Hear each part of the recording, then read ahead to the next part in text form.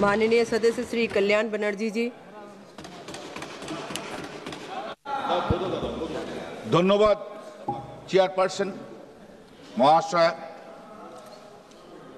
আমি আমার দল অল ইন্ডিয়া তৃণমূল কংগ্রেসের তরফ থেকে প্রথমেই আমাদের সমস্ত সেনাকর্মী, বীর জওয়ান, বায়ুসেনা, নৌসেনা বাহিনীর সকল সৈনিককে সম্মান এবং স্যালুট জানাই।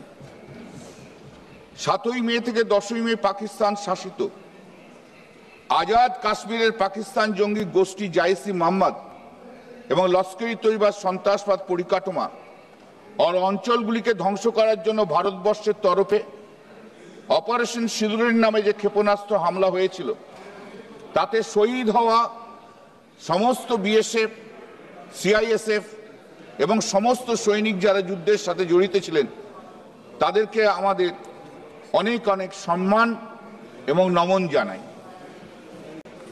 ম্যাডাম, আমাদের রাজ্যের একজন সৈনিক হাবিলদার ঝন্টু আলু শেখ, যার বাড়ি কৃষ্ণনগরে, সে 23শে এপ্রিল টেররিস্ট কাউন্টারে উদমপুরে সে মারা গিয়েছে, তাকেও আমার শ্রদ্ধা জানাই। ওই 4 দিন যদি আমাদের বীর সৈনিকরা তাদের জীবনের বাজি দিয়ে না লড়াই করতেন, তবে অপারেশন সিন্দুর কখনো সার্থক হতো না। এই লড়াইয়ের সবটাই কৃতিত্ব আমাদের 3 সেনাবাহিনীর। এই লড়াইয়ের কোনো ভাগাভাগি হয় না। Credit goes to all the soldiers of our country. This credit cannot be divided. No one can take away the credit excepting the soldiers. একটু যদি আমরা পিছিয়ে যাই, তাহলে দেখতে পাবো 22শে এপ্রিল জম্মু কাশ্মীরের পাহেলগাঁওতে 4 জন টেররিস্ট সশস্ত্র উগ্র সন্ত্রাসবাদী হামলায় 26 জন ভারতীয়র মৃত্যু, তাদের সকল পরিবার, স্থানীয় মানুষদের এবং সমস্ত ভারতবাসীকে শোকাহত করেছে। সেই 26 জনের মধ্যে 3 জন ছিল আমাদের রাজ্যের। বিতন অধিকারী পাটুলি কলকাতা, সমীর গুহ বেহালা কলকাতা এবং মনীষ রঞ্জন মিশ্র ঝালদা পুরুলিয়া। অবাক হওয়ার মতো বিষয় হলো যে এই সন্ত্রাসী হামলাকারীরা কি করে সেদিন ওখানে এলেন। 4 জন টেররিস্ট কি করে এলো? 4 জন টেররিস্ট এসে 26 জনকে গুলি করে মেরে দিয়ে চলে গেল। আমাদের বিএসএফ কি করছিল? আমাদের সিআইএসএফ কি করছিল? আমাদের বিএসএফ সিআইএসএফ নেই। মাননীয় অমিত শাহ কি করছিলেন? হোম মিনিস্টার, আপনি কি করছিলেন সেদিন? গোটা ডিপার্টমেন্ট স্তব্ধ। আজকে তাদের গাফিলতির জন্য, বিএসএফ সিআইএসএফ এর গাফিলতির জন্য আজকে 26 জনের প্রাণ হারিয়েছে এবং 4 জন টেররিস্ট হাঁটতে হাঁটতে হাঁটতে হাঁটতে হাঁটতে হাঁটতে পাকিস্তান চলে গেল, আর আমাদের বিএসএফ সিআইএসএফ জওয়ানরা বসে বসে দেখলো। অমিত শাহজি চলে গেছেন, এখন নিত্যানন্দজি রয়েছেন। এত অপদার্থ হোম মিনিস্ট্রি কখনো বোধহয় কখনো কেউ দেখেনি। Such an absolute irresponsible home ministry. Sir, madam, এই যে সেনারা ছিল না, তার দায় দায়িত্ব কে নেবে? এই দায় দায়িত্ব নিতে হবে প্রধানমন্ত্রীকে, এই দায় দায়িত্ব নিতে হবে হোম মিনিস্টারকে।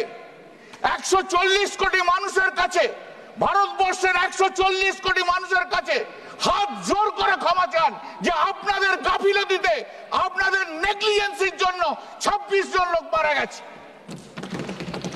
একটা টেররিস্ট ধরতে পারেন না আপনারা? বলে 100 টেররিস্ট মেরেছে। আরে 100 টেররিস্টের মধ্যে 4টে টেররিস্ট কোথায় গেল? তার নাম বলুন না। বক্তৃতা শুধু দিয়েই গেলে হবে? এই 26 দিনে আমাদের ইন্টেলিজেন্স ডিপার্টমেন্ট কি করছিল? What they are doing?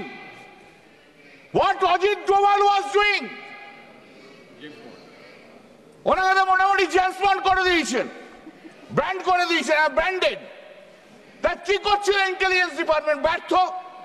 এখনো পর্যন্ত কেন এই লোকটাকে রাখা হয়েছে? একটা ব্যর্থ ইন্টেলিজেন্ট অফিসার।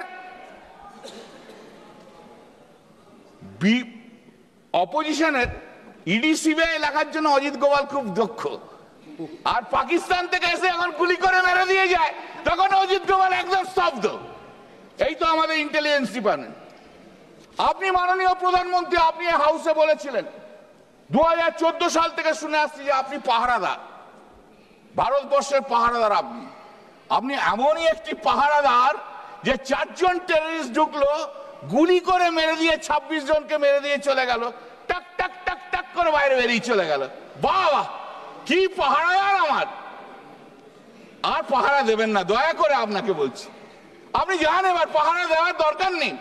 আপনার মতো পাহারাদার থাকলে আরো ভারতীয়র মৃত্যু হবে। আপনার অভ্যেস, দেশের সব কৃতিত্ব আপনি নিয়ে নেবেন। সেই করোনার সময় ডাক্তাররা খাটলো, কৃতিত্ব হচ্ছে কার? নরেন্দ্র মোদী। চন্দ্রাভিযানে সায়েন্টিস্টরা করলো, কৃতিত্ব কার? নরেন্দ্র মোদী। অপারেশন সিঁদুরে লড়লো কারা? ভারতীয় সেনাবাহিনীরা, কৃতিত্ব কার? নরেন্দ্র মোদী। मैंने क्या है, मैंने। বাহ, এটা অদ্ভুত ব্যাপার। ভারতীয় সেনাবাহিনী 6 মে গভীর রাতে পাকিস্তান এবং পাকিস্তান অধিকৃত কাশ্মীরে অবস্থিত 9টি জঙ্গি ঘাঁটিতে এয়ার স্ট্রাইক চালায়। বাহালপুর, মুজাফফরবাদ, শিয়ালকোট, কটলি সহ বিভিন্ন এলাকায় অভিযান চালানো হয়। ভারতবর্ষ এই হামলাতে পাকিস্তানে কোনো সামরিক বা অসামরিক এবং সাধারণ মানুষকে লক্ষ্য করে আক্রমণ করেনি। I accept that the statement which has been made by our honorable defense minister. I take it on its face value. করেনি এবং কোন মানুষকে লক্ষ্য করেনি, আক্রমণে সাধারণ মানুষকে মৃত্যুর খবর পাকিস্তান জানায়নি। আমাদের অনেক শুভেচ্ছা আর সম্মান ভারতীয় সেনাবাহিনীর জন্য রইল। অপারেশন সিঁদুর ভারতের পদক্ষেপগুলো ছিল খুব সীমিত এবং পরিমাপিত, তবে পাকিস্তান আমাদের জম্মু, কাশ্মীর, পাঞ্জাব সহ বিভিন্ন অসামরিক এলাকাগুলোতে আঘাত এনেছিল। সেই আঘাত কিন্তু মানুষ দেখেছে। ঘটনাচক্রে কিছুদিন পরে আমি জম্মুতে গিয়েছিলাম। জম্মু থেকে 100-150 কিলোমিটার দূরে মানুষ তখনও সন্ত্রাসের মধ্যে রয়েছে। এত আঘাত হয়েছিল, এটা অস্বীকার করা যায় না। যেগুলো সত্য সেগুলো স্বীকার করুন। এমনকি পাকিস্তান দাবি করে যে সামরিক অচলাবস্থার সময় 6টি ভারতীয় বিমান বাহিনী যুদ্ধ বিমানকে গুলি করে তারা নামিয়েছে। আমি এই কথা সত্যতার কোনো প্রমাণ এখনো পর্যন্ত পাইনি। Let me be very clear. আমরা সর্বভারতীয় তৃণমূল কংগ্রেস বিদেশ নীতিতে সবসময় ভারতীয় সরকারের সঙ্গে রয়েছে। আমরা বলি তারা যা করবেন আমাদের সম্মতি রয়েছে, কিন্তু আপনাদের যদি ডেফিসিয়েন্সি থাকে, আপনাদের যদি গলদ থাকে, সে গলদ নিঃসন্দেহে আমরা বলবো। 140 কোটি ভারতবর্ষীয়, ম্যাডাম 7ই মে থেকে 10ই মে 140 কোটি ভারতীয় অপেক্ষা করছে। আমরা একটার পর একটা খবর পাচ্ছি, উড়িয়ে দিচ্ছে। আর গোটা ভারতবর্ষের 140 কোটি মানুষ বলছে দাও উড়িয়ে, মার পাকিস্তানকে, এইবারে সুযোগ গুড়িয়ে উড়িয়ে দে। 10 তারিখে 10ই মে আমি সেদিন কলকাতা হাইকোর্টে মামলা করছিলাম সারাদিন। মাঝে মাঝে এসে নিউজ দেখছি, উজ্জীবিত কোনো কোনো মামলা যায়নি, বসে বসে দেখছি যে মেরে দেবে, দে আজকে উড়িয়ে পাকিস্তানকে। এই তো সময়, আমরা তো সবাই আছি প্রধানমন্ত্রীর সঙ্গে, সবাই তো বলেছি, সবাই অধীর আগ্রহ অপেক্ষা করছে যে আজকালের মধ্যে পাকিস্তানের পাক অধিকৃত কাশ্মীরকে আমরা দখল করে নিয়ে আসবো। হঠাৎ 3:30টার সময় শুনলাম সিজ ফায়ার। ই আবার কি? কখনো শুনেছেন 90 রান হয়ে গেছে, সেঞ্চুরির মুখে ইনিংস ডিক্লেয়ার করে দিয়ে বললো আমি আর খেলবো না, বলে পিছনে যাচ্ছে? কবি শোনা হ্যায়, कभी सुना है सेंचुरी का मुख पे चला है 100 रन, 90 रन हो गया, कोई बोलेगा इनिंग्स डिक्लेयर? कभी सुना है? एक मोदी जी एक करना सकता है और कोई नहीं, एक और कोई नहीं। मोदी जी आप कृपा करके कभी क्रिकेट का मैच में मत घुसिएगा, तब तो देश का बड़ा अच्छा चला जाएगा। 100 रन होने का बात था, 90 रन हो गया। আমরা লজ্জিত, লজ্জায় আমাদের মাথা কাটা গেছে। আমরা তখনও তো জানি না কি হচ্ছে। 3:30টার সময় ডোনাল্ড ট্রাম্প এক্স হ্যান্ডেলে পোস্ট করছে, after a long night of talks mediated by the United States, I am pleased to announce that India and Pakistan have agreed to a full and immediate ceasefire. Congratulations to both countries on using common sense and great intelligence. Thank you for your attention to this matter. এর চেয়ে লজ্জার কিছু থাকতে পারে? এর চেয়ে লজ্জার কিছু থাকতে পারে যে আমেরিকান প্রেসিডেন্ট ডিসাইড করে দিচ্ছে? যেখানে আমি বিরোধী দল হিসেবে বলছি যে আপনার সঙ্গে তো আমরা রয়েছি, আমরা পুরো রয়েছি, আপনার সঙ্গে লড়াই করুন। 140 কোটি ভারতীয় বলছে আপনি লড়াই করুন, আর আমেরিকার প্রেসিডেন্টের কথা শুনে আপনি যুদ্ধ বন্ধ করে দিলেন। পরে স্টেটমেন্ট এদিক থেকে ওদিক থেকে এসছে যে না না, আমেরিকার প্রেসিডেন্টের জন্য নয়, আমরা আমাদের জন্য করেছি কথা বলে। নরেন্দ্র মোদী প্রধানমন্ত্রীজি, আপনি কেন একবার, why once you have not posted in the X-handle post? No, you are incorrect, Mr. President, American President. What you have said, you are incorrect.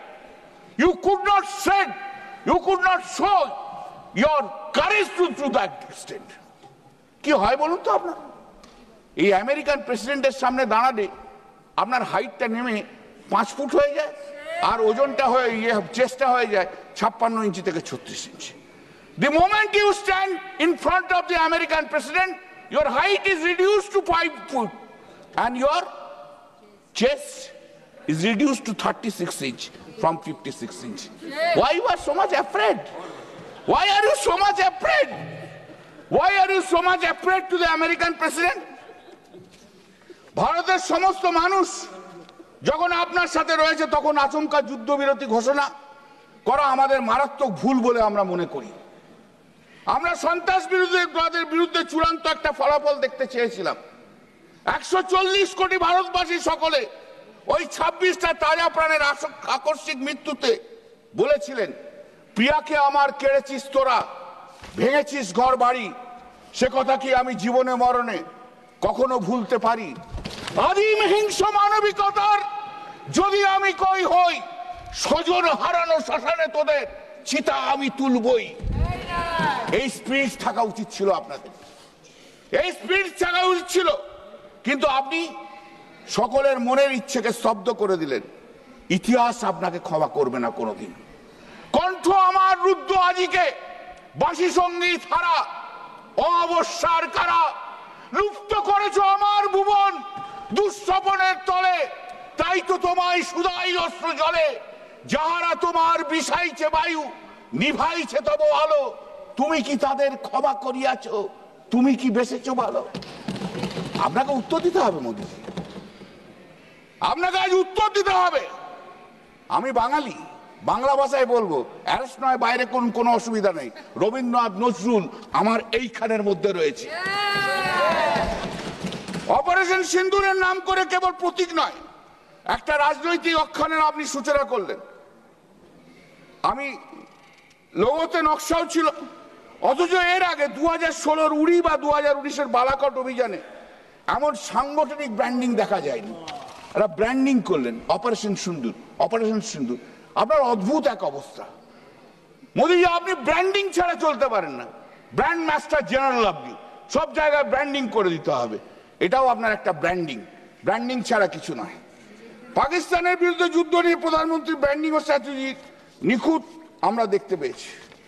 Bharat 1947 সালে স্বাধীনতা অর্জনের পর 1965, 1971, 1999 সালে যুদ্ধ সহ বহু সংকট জঙ্গি আক্রমণকে সফলভাবে অতিক্রম করেছে। এমনকি 2008 সালের মুম্বাই হামলার পরও তখনকার প্রধানমন্ত্রী মনমোহন সিং এর নেতৃত্বাধীন সরকার আন্তর্জাতিক স্তরে পাকিস্তানকে চাপেও ফেলেছিলেন। ইন্দিরা গান্ধীর শাসনকালে এবং ফিল্ড মার্শাল মানেকশের সামরিক নেতৃত্বে ভারত 1971 সালে পাকিস্তানের ওপর সম্পূর্ণ আধিপত্য অর্জন করে পাকিস্তানকে দুটো ভাগে ভাগ করে দিয়েছিল। সেদিন থেকে প্রধানমন্ত্রী মোদীর নেতৃত্বাধীনে রাজনৈতিক নেতৃত্ব আজ ব্যর্থ, কিচ্ছু করতে পারেনি। সবচেয়ে অবাক করা ঘটনা হলো মার্কিন যুক্তরাষ্ট্রের যুদ্ধবিরোধীর চাপ মেনে নিয়ে ট্রাম্পের কাছে নথি স্বীকার করে দেওয়া। 1979 সাল থেকে 2024 পর্যন্ত সারা বিশ্বে রেকর্ডকৃত সন্ত্রাসবাদী হামলা হয়েছে 66,872টি, যেখানে প্রাণহানির সংখ্যা 2,49,941। ভারত স্বাধীন হওয়ার পর গত 78 বছরে এই দেশে 12,813টি সন্ত্রাসবাদী হামলা হয়েছে, যেখানে